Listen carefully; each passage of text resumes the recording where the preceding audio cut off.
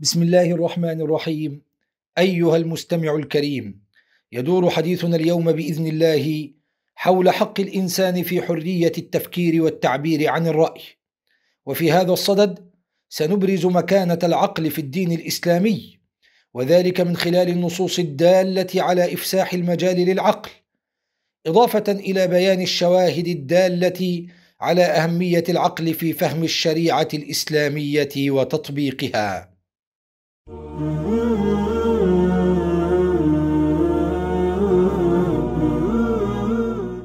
الحمد لله، والصلاة والسلام على سيدنا رسول الله وعلى آله وصحبه ومن والاه واتبع هداه، وبعد.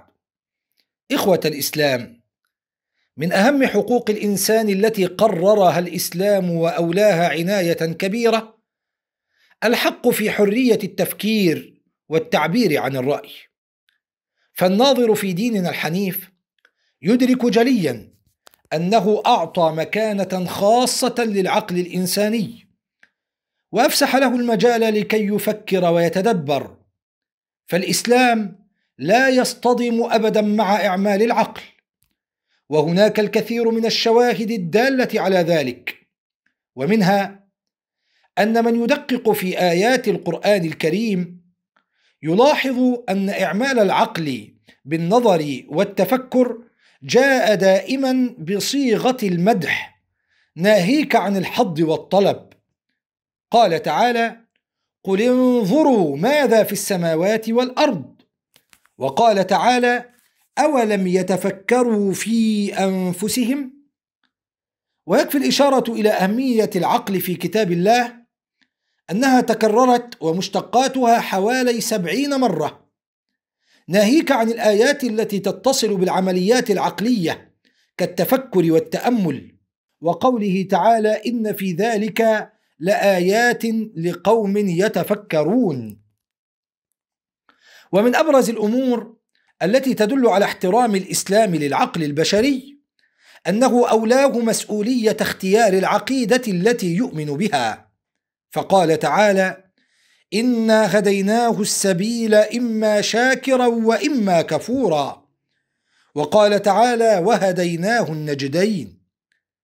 كما حث القرآن الكريم على تحرير العقل من مفسدة التقليد الأعمى لما كان عليه الآباء والأجداد من عادات وتقاليد ما أنزل الله بها من سلطان، فقال تعالى: وإذا قيل لهم اتبعوا ما أنزل الله قالوا بل نتبع ما ألفينا عليه آباءنا أولو كان آباؤهم لا يعقلون شيئا ولا يهتدون.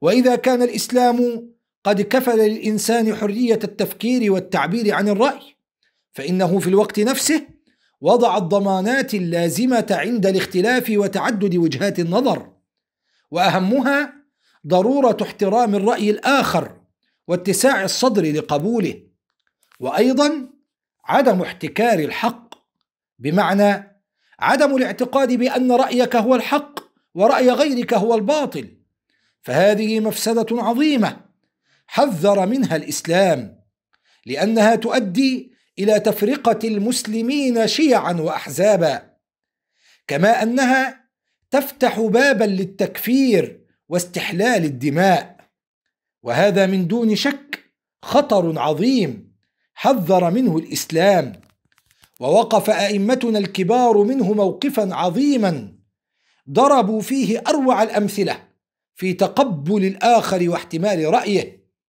ومن ذلك ما كان يردده الإمام مالك رحمه الله دوما عند جوابه على أي سؤال، كان يقول: إن نظن إلا ظنا وما نحن بمستيقنين.